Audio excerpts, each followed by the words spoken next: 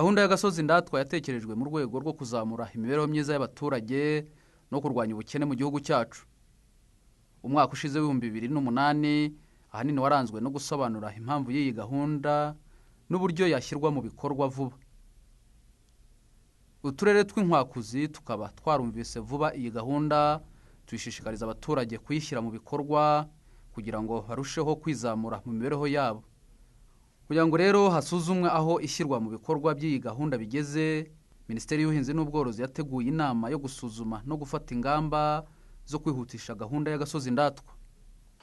Byari ngombwa rero ko nyuma yaho tubishishikariza abantu bakabihagurukira bakabishyira mu bikorwa, ndetse nk'uko mwabibonye abayobozi b'uturere bakabishyira mu mihigo, ababaye aba mbere ku isonga akaba ari n'abagize n'uruhare rugaragara mu bikorwa by'Agasozi Ndatwa k'umudugudu. Byari ngombwa ko natwe hano twicara tukareba ese bya bindi twavuga byagenze bite, umusaruro wavuyemo ni uwuhe, ibimaze gukorwa bingana iki, ibisigaye bingana iki, ingamba zafatwa n'izihe kugira ngo iyi gahunda yihutishwe kandi ikomeze igende neza. Ikiza rero gihari ubu ngubu ni uko ngira ngo nta munyarwanda utazi gahunda y'Agasozi Ndatwa k'umudugudu. Uko twabyumvise mu nama hano, buri wese aravuga ati aho ugeze hose wumva umuturage avuga iby'Agasozi Ndatwa k'umudugudu, ukumva umuyobozi haba mu mudugudu, mu kagari, mu murenge, mu karere avuga iby'Agasozi Ndatwa k'umudugudu. N'ikimenyimenyi abayobozi bose babishyize mu mihigo y'umwaka w'2009, ariko hari no mu kwesa imihigo ababigaragaje benshi mu mwaka w'2008 urangira. Ibyo rero bikagaragaza ko ari gahunda nziza kandi inafasha koko mu kwihutisha ibikorwa by'iterambere bikubiye muri gahunda ya guverinoma. Ababikoze babibonamo inyungu zifatika. Igishimishije rero nuko abantu babyumvise bakabyakira kandi koko bagatangira no kubikora babishyira mu bikorwa. Biravugwa ariko bivugwa cyane kurusha uko bishyirwa mu bikorwa. Nicyo nanone cyagaragaye ko hari benshi babivuga ariko bababaza ugasanga mu bikorwa bitagaragara neza. Aha tukaboneraho ariko nanone gushimira by'umwihariko nk'uturere ubona koko tumaze gutera intambwe kandi twakoze ibintu bifatika bigaragara. Aha twavuga nk'akarere ka Burera, tukavuga akarere ka Nyamasheke, tukavuga akarere ka Nyaruguru, tukavuga akarere ka Kamonyi, tukavuga akarere ka Gicumbi, tukavuga akarere ka Musanze, tukavuga akarere ka Rulindo. Ni uturere abari mu nama bagaragaje koko ureba ibintu ukabona bifite intambwe bimaze kugeraho. Ukareba abayobozi cyane cyane ugasanga basa n'ababihagurukiye, babigize ibyabo, bagakurikirana kugira ngo bijye mu bikorwa. Aha rero tukaboneraho kunenga abatabikora nk'abo ngabo, kuko niba hari gahunda igufasha gutuma gahunda za guverinoma zose zijya mu bikorwa mu buryo bwihuse, noneho iyo gahunda ukayima ingufu, umuntu yakwibaza uko byaba biteganijwe kugira ngo wihutishe ibyo bikorwa. Aha rero tukavuga ngo ni byiza ko turere tutarahaguruka mbese mu buryo bwo kwihuta kugira ngo duteze imbere gahunda za guverinoma muri ubu buryo bw'imikorere, bunyura mu Gasozi Ndatwa kw'imidugudu, bugatuma ibikorwa byihuta, bugatuma abaturage ibyakozwe babigira ibyabo, kandi noneho iyo babigize ibyabo nicyo gituma binaramba. Twumva abatarabikora bakwiye gushyiramo ingufu bakabikora kuko bikwiye. Twasanze rero muri gahunda igikorwa cyo kurwanya isuri baragihagurukiye koko, ariko ntabwo baragera aho twifuza ko bagera. Akaba ariyo mpamvu tuvuga ngo uyu mwaka bakwiye gushyiramo ingufu zihagije kugira ngo koko iki gikorwa kibashe kurangira, cyane ko guverinoma, leta yafashe umwanzuro ko muri uyu mwaka w'2009 ikibazo cy'isuri kigombye kuba cyahagaze. Byaba biteye isoni rero umuyobozi w'akarere wizewe n'abaturage atabahagarariye neza kugira ngo icyo gikorwa kirangire koko. Byaba biteye isoni kugira ngo umuntu guverinoma yizeye muri gahunda z'imikorere atabasha kugera ku ntego kandi ariko byasabwe. Byaba biteye isoni ugiye mu mudugudu ugasanga uwo mudugudu amazi aturukamo yose ari icyondo, ukajya mu kagari ugasanga umugezi usohokamo usa n'umutuku, ukajya mu murenge ugasanga umugezi usohokamo ari wa wundi uhombye igihugu mu bijyanye n'ubutaka bwakagombye kuba buturukamo umutungo utuma igihugu cyacu gihora kihaza mu biribwa nk'uko wenda tunahagaze ubu ngubu. Tugashimira ingufu zagiye muri gahunda yo guhuza imirima kuko bigaragara rwose ko iyi gahunda yo guhuza imirima abantu bagahinga igihingwa kiberanye n'ahantu byatumye haboneka umusaruro mwiza, haba ari mu rwego rw'ibigori, ibishyimbo, ingano, ibirayi. Ni ibintu rwose bishimishije bigaragara hirya no hino kandi biduha icyerekezo mu by'ukuri kituganisha ku kwihaza mu biribwa, tukaba twizeye ko bimeze neza. Uruhare rero uburyo bw'imikorere bw'Agasozi Ndatwa k'umudugudu bwagize ni runini cyane. Abari mu nama hano barabishima, bavuga ko byatumye mbese abantu bahaguruka ikintu bakagikora bakumva ko ari icyabo, ibyo tukumva ko ari ibintu byiza. Amahugurwa yari ateganije gukorwa yakozwe henshi, ariko hari abatarayakoze nabo bakagira ikibazo k'umusaruro babonye nabo bamukeya. Twari twasabye ko abantu bisuzuma mu rwego rwa buri karere bakareba uko bahagaze kugira ngo bamenye uko bakwiye kuba bongera ingufu kugira ngo mu marushanwa ateganijwe bazaba ba mbere. Hari abatarabikoze tukabashishikariza kubishyiramo ingufu, kuko twashyizeho gahunda yo kugira ngo bitarenga itariki 15 bitaranozwa neza mu rwego rw'igihugu, ariko buri karere kagombye kuba kabigejeje kuri minisiteri bitarenze itariki 30 z'uku kwezi kwa mbere. Ibyo rero tukavuga ngo iyo abantu bisuzumye birafasha kugira ngo bamenye uko bahagaze, bamenye n'ingufu bakwiye kuba bongeramo. Bikaba biteganijwe rero ko nanone ryasuzuma ryateganijwe mu rwego rw'igihugu rigiye gutangira gukorwa duhereye muri aya mezi nako muri uku kwezi gutaha kwa kabiri, tukajya mu midugudu yose kureba ibyo bakoze uko bimeze. Nk'uko twabivuze, umudugudu wa mbere mu kagari ukazabihemberwa, umudugudu wa mbere akagari ka mbere mu murenge kakazabihemberwa, umurenge wa mbere mu karere ukazabihemberwa, n'akarere ka mbere mu rwego rw'igihugu kakazabihemberwa. Iyo gahunda rero turayitangirana no kwa kabiri, ariko twizera ko ibikorwa byo kunoza kugira ngo ibintu bigende neza, abantu nibaza kubireba basanga bimeze neza koko. Twizera ko mu turere hirya no hino ubu ngubu barimo babikora, kandi tukavuga ko ababikora neza n'ubundi koko bazabikuramo umusaruro, uretse no kuba bahembwa muri urwo rwego rw'amarushanwa, ariko hari nuko abaturage babo bagenda bakira kurushaho. Bikumvikana ko abo ngabo babyitabira bakagira umusaruro mwiza, buriya niba uzasanga no ku isonga mu gushyira mu bikorwa gahunda zo kuzigama, gahunda zo gushora umutungo mu buryo bw'iterambere, kubera ko nk'ingamba yafashwe twumva ko mu Gasozi Ndatwa k'umudugudu nta gikorwa na kimwe kigamije ineza n'iterambere ry'Abanyarwanda kidakwiye kuba gikorerwamo. Twumva ko muri iyi gahunda y'umwaka utaha, nk'uko twayifashe mu myanzuro, abantu bazashyira ingufu muri iyi gahunda y'umwaka wa 2009, ntabwo ari umwaka utaha, uyu nguyu, bazashyira ingufu mu kurangiza igikorwa cyo kurwanya isuri, mu gushishikariza abantu ibi bijyanye no guhuza ubutaka kugira ngo bitarakorwa bikorwe, gahunda yo gutura mu midugudu nk'uko twabyemeje mu nama y'umushyikirano ikajya ku isonga mu mitekerereze ya buri wese, ibijyanye n'isuku ntihagire abantu na bamwe banyura ku ruhande. Ariko bikumvikana ko iyo tuvuze kurwanya isuri, kurengera ibidukikije biba biri kumwe nabyo.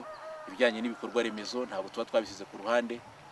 Amakoperative nk'uko twayavuze, tuvuga ngo mu Gasozi Ndatwa k'umudugudu niho hakumbye kuba ishingiro rya koperative, kandi tukumva ko ibi ya mbere mu kubikora neza, kubera ko tuzi neza ko koperative ikora neza ari byo binagira uruhare runini mu iterambere ry'abaturage, ari nabyo bigira uruhare runini mu iterambere ry'ubukungu bw'akarere abo baturage barimo.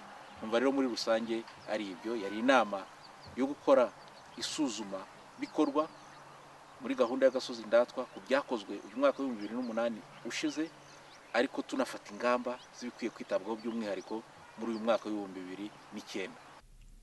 Gahunda y'Agasozi Ndatwa ni gahunda nziza kuko ifasha abaturage guhaha ubumenyi na tekinike z'ubuhinzi n'ubworozi, kubera ibikorwa byinshi biba bihurijwe hamwe. Kubera akamaro k'iyi gahunda y'Agasozi Ndatwa, abaturage n'abayobozi batangiye kubishyira mu bikorwa. Aha turi ni mu mudugudu wa Kabenge, ni mu kagari ka Gatega, mu murenge wa Hindiro. Aka gasozi keza mureba ni Agasozi Ndatwa k'uyu mudugudu. Ibihingwa biriho ni ibihingwa byatoranyijwe mu karere. Akaba ari igikorwa cyakozwe na Paruwasi ya Muramba, ari nacyo yerekereyeho abaturage mu rwego rw'ubufatanye. Hahinzemo kuri uruhande rwo hino harimo icyegeranyo ibikorwa mbere na mbere turata kuri aka gasozi Ndatwa ni ibikorwa byo kurwanya isuri. Murabibona urabona ko harimo amaterase anyuranye, terase progressive na radical ndetse n'ibyatsi byo kurwanya isuri. Ariko ntabwo birwanya isuri gusa, ahubwo murabona ko harimo n'ubwatsi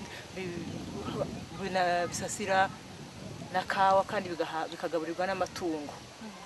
Ku ruhande rwo hino harimo icyegeranyo cy'ibigori, ibigori bihinze ku butaka bwegeranyijwe. Ku ruhande umurongo ukurikiyeho harimo kawa nayo ku butaka bwegeranyije. Ku ruhande rwo hirya hariho icyegeranyo cy'ubutaka buhinzemo imyumbati. Ibyo akaba ari n'ibihingwa byatoranyijwe mu karere kacu. Uko bireba kuri uru ruhande rwo hino, mbese urabona ku gice cyo hepfo, urabona ko abaturage bagiye bigana ariya materasi yo haruguru. No kuri uru ruhande rwo hino kandi nabwo urabona ko abaturage bo bakoze icyegeranyo, cyakoze n'icyegeranyo cy'ibijumba, kuko nabyo biri ntabwo ari ibihingwa ngandurarugo gusa, kuko urabona ko duturiye n'ibigo by'amashuri. Ibijumba nabyo biri mu bihingwa byinjiza amafaranga mu rugo, kuko ntabwo bijya bibura isoko. Muri mwaka 2009 ingamba mfite narahiye kandi n'umuhigo wawe. Uyu mwaka urashira nkiri umukene byarangiye kubera ubuhinzi bw'ibishyimbo n'ibigori. Mbese nkafite n'ifumbire. Ubu ndi kumva ko nta kindi uriya mwaka kuzarangira, nanjye ndi umuntu wazamura mbese umudugudu wa. Ubu turejeje kuba mpagaze ahangaha, ndi kuzikorakora ndi kureba utwaguye nkatwegura. Ingano ni igihingwa cyiza kandi cyihuta, kikaba cyaramira abantu. Iyo zeze ushobora gushaka utundi nk'udusaka ukavangamo abana bakanywa ibikoma, noneho kandi ukaba wakwikenuzamo ibyerekanye n'udufaranga uri kujyana ku isoko. Ariko uvuga uburyo bwa mobilisation, Minisitiri w'Ubuhinzi n'Ubworozi Bwana Christophe Bazivamo yasabye abayobozi bari bateraniye muri iyo nama ko bagomba gukangurira abaturage inyungu ziri muri gahunda y'Agasozi Ndatwa kugira ngo nabo iyi gahunda bayigire iyabo. Abaturage kandi batangiye uburyo bwiza bwo koroza bagenzi babo kugira ngo nabo bashobore kwivana mu bukene. Bamwe mu bo twaganiriye badutangarije uburyo babishyira mu bikorwa. Natangiye umushinga w'ubworozi mwaka w'1995 ubwo ntangiye akazi. Amafaranga nashoboye guhembwa bwa mbere nashoboye kuguramo inka 2 z'inyarwanda. Nkora uko nshoboye kose nkajya nkora kurazuma ku nka za kijyambere nshobora kugira rase nziza. Ubu ngubu nkafite ubwoko bwiza bw'inka. Inka kera twakoreshaga metode twavuga ko ari traditionnelle. Inka zikahuka mu ishyamba zigataha ku mugoroba zitaha hano. Noneho aho duhariwe inyigisho leta y'umwe twigishe korera mu biraro, inka nazishyize mu biraro, izindi ziragiza abaturage. Ubu nkaba namaze kuragiza abaturage 28 inka, kandi inka hano mu rugo nkaba norora inka 4 ku buryo bwa kijyambere mu kiraro. Nkaba narashoboye no gusagura terrain, nakozemo akarima k'igikoni nk'uko mubibona, kuko kapfa gubusa inka z'ikinyanyagiye hano kuri iyi mbuga. Byongeye kandi koroza abaturage byabagirira akamaro cyane, kubera kuko bashoboye kubona imboga, bashobora kubona amata bitabagoye, kandi nta bundi bushobozi bafite bwo kuba bakiguriza. Kandi nanjye bikaba bimfitiye akamaro, kubera kuko inka ziroroka cyane bitamvunye. Kuzirundaho cyane ari nyinshi biravunana, ariko iyo abaturage baziragiye zirakura kandi zikororoka vuba vuba nta ngorane ugize. Byongeye ntago zirwaragurika, kuko iyo ziragiwe ku gasozi ziribwa n'ibirondwe, zikaba zarwara nk'ikibagarira, zikanywa amazi mabi zikarwara inzoka. Ariko iyo ziri mu biraro zinywa amazi meza tuba twaziteguriye, tukazigabura n'ubwatsi bwiza, ntago zirya ubwatsi zibonye bwose. Ibyo ngibyo rero bikaba byaratumye inka zishobora kugira ubuzima bwiza kurushaho. Byongeye bikaba byarazamuye n'abaturage ku buryo nta bana benshi ntibakirwara bwaki, amatara aboneka, imboga zikaboneka, nta kibazo gihari, abaturage barazamutse. Ubu ngubu nka mureba nikesheje umuvandimwe wanjye Faraviyani rwose, nyina w'ino nka niyo yampaye ndayiragira. Ubwo noneho hari hambere mbese muri mwaka gwashize ngino nk'ibyayirimo.